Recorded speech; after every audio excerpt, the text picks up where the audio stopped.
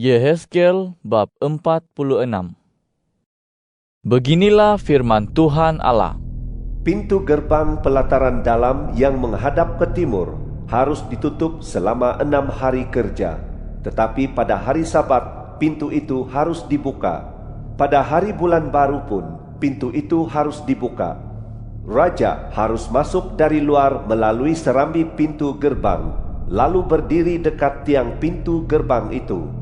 Kemudian para imam harus mengolah korban bakaran dan korban kedamaian raja itu. Selanjutnya, raja harus sujud menyembah di ambang pintu gerbang lalu keluar. Dan pintu gerbang itu tidak boleh ditutup sampai petang hari. Rakyat negeri juga harus sujud menyembah di hadapan Tuhan di pintu gerbang itu pada hari Sabat dan pada bulan baru. Korban bakaran yang harus dipersembahkan raja itu kepada Tuhan pada hari Sabat ialah 6 ekor domba yang tidak bercacat cela dan seekor domba jantan yang juga tidak bercacat cela. Persembahan bahan makanan yang menyertai domba jantan itu harus berupa 1 eva tepung, manakala persembahan bahan makanan yang menyertai domba lain harus diberikan sekadar mengikuti kemampuannya, beserta minyak 1 hin untuk 1 eva tepung. Pada hari bulan baru, dia harus mempersembahkan seekor lembu jantan muda, 6 ekor domba, dan seekor domba jantan. Semuanya harus tidak bercacat cela. Dia harus mengolah persembahan bahan makanan berupa 1 eva tepung untuk lembu jantan itu, dan 1 eva tepung untuk domba jantan itu, manakala untuk domba lain sekadar mengikut kemampuannya sahaja, semuanya dengan minyak 1 hin untuk 1 eva tepung. Ketika raja masuk, dia harus masuk melalui serambi pintu gerbang, lalu keluar melalui jalan itu juga.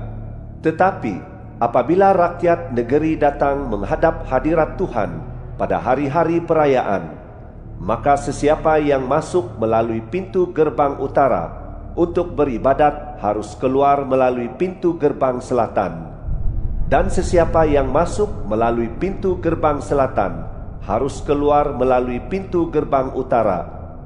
Dia tidak boleh kembali melalui pintu gerbang tempat dia masuk, melainkan harus keluar berlalu pintu di seberangnya. Apabila orang itu masuk, raja pun harus masuk bersama-sama mereka. Apabila mereka keluar, dia juga harus keluar. Dalam apa-apa pesta dan hari-hari perayaan, harus ada persembahan bahan makanan berupa 1 eva tepung untuk seekor lembu jantan, 1 eva tepung untuk seekor domba jantan, dan tepung untuk domba lain sebanyak yang mampu diberikannya, serta minyak 1 hin untuk 1 eva tepung. Apabila raja hendak mengolah korban bakaran sukarela atau korban kedamaian sukarela bagi Tuhan, maka pintu gerbang yang menghadap ke timur harus dibuka baginya. Dia harus mempersembahkan korban bakaran dan korban kedamaiannya seperti yang dilakukannya pada hari Sabat, kemudian keluar. Setelah dia keluar, pintu gerbang itu harus ditutup. Tiap-tiap hari, pagi demi pagi, engkau harus mengolah seekor domba berumur 1 tahun dan yang tidak bercacat cela sebagai korban bakaran bagi Tuhan. Engkau juga harus mengolah persembahan bahan makanan pagi demi pagi berupa 1/6 eva tepung dan 1/3 hin minyak untuk mengadun tepung terbaik itu. Itulah persembahan bahan makanan bagi Tuhan dengan ketentuan yang tetap berlaku untuk selama-lamanya. Demikianlah domba, persembahan bahan makanan, dan minyak itu harus diolah pagi demi pagi sebagai korban bakaran yang tetap. Beginilah firman Tuhan Allah. Apabila raja mengurniakan suatu pemberian kepada salah seorang anaknya, maka hal itu menjadi milik anak-anaknya, dan milik itu menjadi harta pusaka mereka. Tetapi apabila dia mengurniakan suatu pemberian daripada harta pusakanya kepada salah seorang hambanya, maka hal itu menjadi milik si hamba sampai tahun kebebasan. Setelah itu, hal itu kembali menjadi milik raja. Harta pusaka raja hanya dapat dimiliki oleh anak-anaknya. Raja tidak boleh mengambil sesuatu daripada harta pusaka rakyat, sehingga mereka terusir daripada milik mereka. Dia hanya boleh mewariskan pusaka kepada anak-anaknya daripada milik sendiri, supaya umatku tidak tercerai-berai daripada harta benda milik masing-masing. Kemudian dia membawa aku melalui pintu masuk yang ada di sisi pintu gerbang, menuju bilik-bilik suci untuk imam yang menghadap ke utara. Lalu di hujung sebelah barat tampak ada sebuah tempat. Katanya kepadaku, "Itu ialah tempat imam merebus daging korban penebus kesalahan dan korban penghapus dosa, juga tempat untuk membakar persembahan bahan makanan. Dengan demikian, semua itu tidak perlu dibawa ke pelataran luar, sehingga membuat rakyat menjadi suci."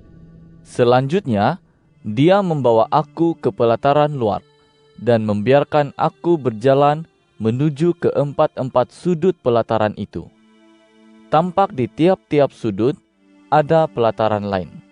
Pelataran-pelataran pada keempat-empat sudut itu kecil dan sama ukurannya, yaitu sepanjang 40 hasta dan selebar 30 hasta. Keempat-empat pelataran di sudut itu dikelilingi oleh tembok batu, dan di bahagian bawah sekeliling tembok batu itu dibuat beberapa tempat masak. Dia berkata kepadaku, "Ini ialah dapur, tempat petugas bait suci merebus daging korban sembelihan daripada rakyat."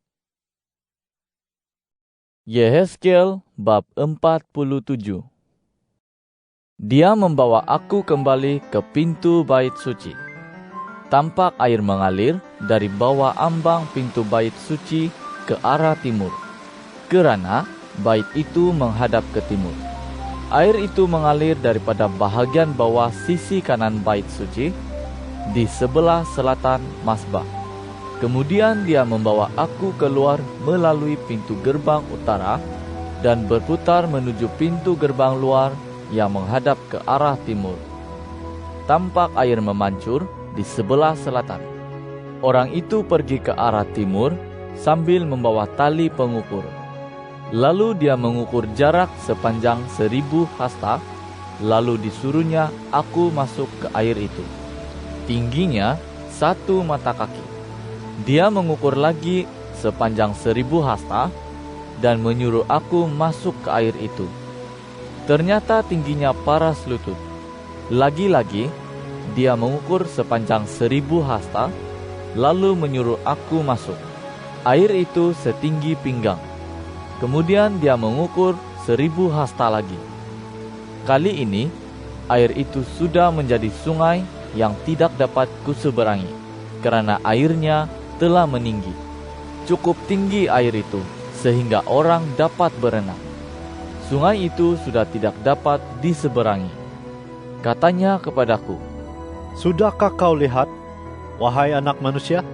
Kemudian dia membawa aku kembali ke tepi sungai. Ketika aku kembali, tampak di kedua-dua belah tepian sungai itu ada banyak sekali pokok. Katanya kepadaku, "Air ini mengalir ke wilayah timur, lalu turun ke Arabah dan bermuara di Laut Mati. Ketika air mengalir itu sampai di laut, air laut pun menjadi tawar. Jadi, kemana-mana pun sungai itu bermuara, semua makhluk hidup yang berkerumun di sana akan hidup. Ikan akan menjadi sangat banyak kerana air ini bermuara ke sana dan menjadikan air laut itu tawar. Kemana-mana pun sungai itu bermuara, segala sesuatu di sana akan hidup. Penangkap ikan akan berdiri di tepiannya. Mulai En-Gedi sampai ke En-Eglaim akan ada tempat membentangkan jaring. Ikan di sungai itu akan sangat banyak jenisnya, seperti ikan di laut besar. Akan tetapi, rawanya dan empang-empangnya tidak akan menjadi tawar. Tempat-tempat itu ditentukan sebagai tempat orang mengambil garam. Di kedua-dua belah tepian sungai itu akan tumbuh berbagai-bagai pokok buah-buahan. Daunnya tidak akan layu dan buahnya tidak akan habis. Tiap-tiap bulan pokok-pokok itu akan mengeluarkan buah baru kerana air yang mengalir dari tempat suci mengairi mereka. Buahnya akan menjadi makanan dan daunnya menjadi ubat. Beginilah firman Tuhan Allah. Inilah batas sempadan dari tanah yang harus kamu bahagikan, supaya menjadi harta pusaka kepada 12 suku Israel. Yusuf mendapat 2 bahagian. Bahagikanlah tanah itu secara rata-rata. Aku telah bersumpah untuk mengurniakannya kepada nenek moyangmu, dan tanah ini akan menjadi harta pusakamu. Inilah sempadan tanah itu. Di sebelah utara, dari Laut Besar melalui Hetlon sampai jalan masuk ke Zedad, Hamat, Berota, Sibraim, yang terletak di antara daerah Damsyik dengan daerah Hamat, terus ke Hazar Hatekon di daerah Hauran. Jadi, sempadan itu membentang dari laut sampai ke Hazar Enan di sebelah utara daerah Damsyik. Daerah Hamat terletak di sebelah utaranya. Itulah sempadan sebelah utara. Di sebelah timur, di antara Hauran Damsyik dan Gilead dengan tanah Israel, ada sungai Yordan. Kamu harus mengukurnya dari perbatasan utara sampai ke laut timur. Itulah sempadan sebelah timur. Di sebelah selatan, dari Tamar sampai ke mata air Meribah dekat Kadesh, terus ke Wadi Mesir, terus lagi sampai ke Laut Besar. Itulah sempadan sebelah selatan. Di sebelah barat, Laut Besar menjadi sempadan sampai ke tempat di depan jalan masuk Hamat. Itulah sempadan sebelah barat. Tanah ini harus kamu bahagi-bahagikan antara kamu menurut suku-suku Israel. Kamu harus membahagikannya dengan mencabut undi sebagai harta pusaka bagimu, dan bagi pendatang yang tinggal antara kamu, dan yang mempunyai anak di tengah-tengah kamu. Orang itu harus kamu anggap sama seperti warga asli orang Israel. Mereka akan mendapat harta pusaka bersama denganmu di tengah-tengah suku-suku Israel. Jadi, di wilayah suku mana-mana pendatang itu tinggal, disitulah kamu harus memberikan harta pusakanya. Demikianlah firman Tuhan Allah. Yehezkiel bab 48. Inilah nama suku-suku itu. Di hujung utara, suku Dan mendapat 1 bahagian. Wilayahnya membentang dari timur ke barat, dengan sempadan utara dari dekat jalan Hetlon sampai ke jalan masuk Hamat, terus ke Hazar Enan di sempadan utara Damsyik dekat Hamat, bersempadan dengan daerah suku Dan, suku Asher, mendapat 1 bahagian, membentang dari timur sampai ke barat. Bersempadan dengan daerah suku Asher, suku Naftali, mendapat 1 bahagian, membentang dari timur sampai ke barat. Bersempadan dengan daerah suku Naftali, suku Manasye, mendapat 1 bahagian, membentang dari timur sampai ke barat. Bersempadan dengan daerah suku Manasye, suku Efraim, mendapat 1 bahagian, membentang dari timur sampai ke barat. Bersempadan dengan daerah suku Efraim, suku Ruben, mendapat 1 bahagian, membentang dari timur sampai ke barat. Bersempadan dengan daerah suku Ruben, suku Yehuda, mendapat 1 bahagian, membentang dari timur sampai ke barat. Bersempadan dengan daerah suku Yehuda, ialah tanah persembahan khusus yang kamu persembahkan, membentang dari timur sampai ke barat. Lebarnya 25.000 hasta, dan panjangnya dari timur ke barat sama dengan panjang salah 1 bahagian milik suku Israel. Tempat suci akan berada di tengah-tengahnya. Tanah persembahan khusus yang kamu persembahkan kepada Tuhan haruslah 25.000 hasta panjangnya dan 10.000 hasta lebarnya. Tanah persembahan khusus yang suci itu diperuntukkan bagi imam. ukurannya 25.000 hasta, panjangnya di sebelah utara, 10.000 hasta lebarnya di sebelah barat, 10.000 hasta lebarnya di sebelah timur, dan 25.000 hasta panjangnya di sebelah selatan. Di tengah-tengahnya akan ada tempat suci Tuhan. Itulah bahagian untuk imam yang telah disucikan, yaitu Bani Zadok, yang memegang teguh kewajipan mereka terhadap aku, dan yang tidak ikut sesat dalam kesesatan orang Israel, seperti orang Lewi. Bahagian itu akan menjadi milik mereka sebagai suatu persembahan khusus daripada tanah yang dikhususkan, suatu bahagian yang teramat suci, bersempadan dengan daerah orang Lewi. Sejajar dengan daerah imam, orang Lewi akan mendapat tanah dengan ukuran 25.000 hasta panjangnya dan 10.000 hasta lebarnya. Panjang seluruhnya ialah 25.000 hasta dan lebarnya 10.000 hasta. Mereka tidak boleh menjual atau menukar sebahagian daripada tanah itu. Mereka pun tidak boleh mengalihkan pemilikan bahagian terbaik negeri itu, kerana bahagian itu suci bagi Tuhan. Daerah yang tersisa daripada lebarnya, yaitu 5.000 hasta lagi dengan panjang 25.000 hasta, ialah tanah biasa untuk kota sebagai tempat tinggal dan padang ragut.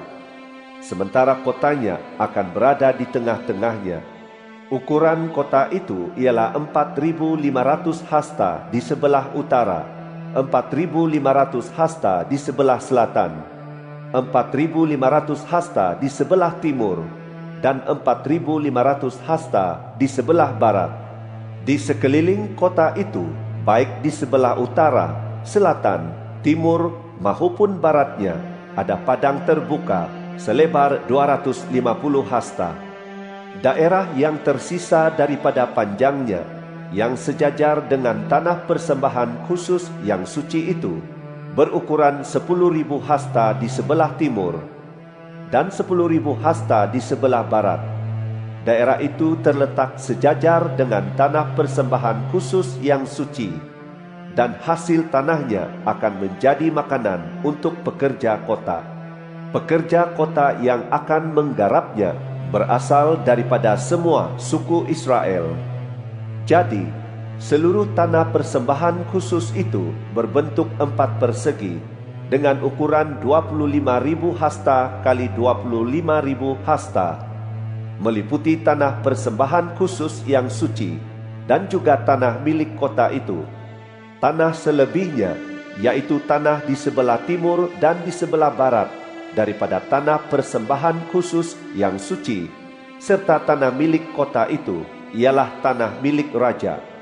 Jadi, raja memiliki daerah yang bersempadan dengan 25.000 hasta sisi lebar, tanah persembahan khusus itu, sampai ke sempadan timur, dan di sebelah barat ialah daerah yang bersempadan dengan 25.000 hasta, sisi lebar tanah itu sampai ke sempadan barat, sejajar dengan bahagian suku-suku Israel. Di tengah-tengahnya ialah tanah persembahan khusus yang suci dan tempat suci bait itu. Demikian pula tanah milik orang Lewi serta tanah milik kota itu. Semuanya berada di tengah-tengah kepunyaan raja. Tanah milik raja terbentang di antara daerah suku Yehuda dengan daerah suku Benyamin. Yang selanjutnya ialah tanah milik suku-suku selebihnya. Suku Benyamin mendapat satu bahagian, membentang dari timur sampai ke barat. Bersempadan dengan daerah suku Benyamin, suku Simeon mendapat satu bahagian, membentang dari timur sampai ke barat. Bersempadan dengan daerah suku Simeon, suku Isakar mendapat satu bahagian, membentang dari timur sampai ke barat. Bersempadan dengan daerah suku Isakar, suku Zebulon mendapat satu bahagian, membentang dari timur sampai ke barat. Bersempadan dengan daerah suku Zebulon, suku Gad mendapat satu bahagian, membentang dari timur sampai ke barat. Bersempadan dengan daerah suku Gad, di sebelah selatan membentang dari Tamar sampai ke mata air Meriba dekat Kadesh, lalu berlanjut ke Wadi Mesir sampai ke Laut Besar. Inilah negeri yang harus kamu bahagikan dengan mencabut undi sebagai harta pusaka bagi suku-suku Israel. Inilah bahagian-bahagian mereka. Demikianlah firman Tuhan Allah. Berikut ini ialah pintu-pintu keluar kota Yerusalem. Mulai tembok sebelah utara yang berukuran 4.500 hasta. Pintu-pintu gerbang kota itu dinamai menurut nama suku-suku Israel. Ada 3 pintu gerbang di sebelah utara, masing-masing pintu gerbang Ruben, pintu gerbang Yehuda, dan pintu gerbang Lewi.